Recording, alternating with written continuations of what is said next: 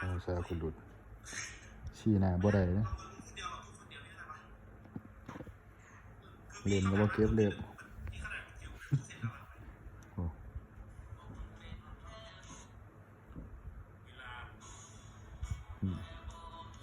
ชี้หน้าบ่ได้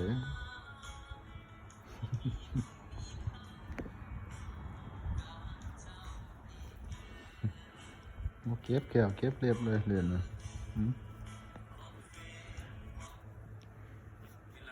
ตัวเมียครับสาวกุลุดโอ้ชี้หน้าบ่ได้งุนงิดเลย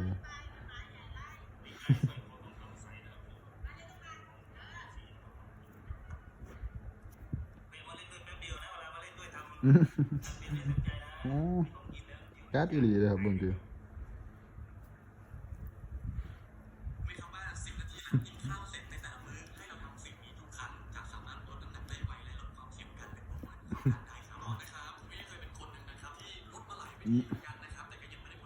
นี่แล้ว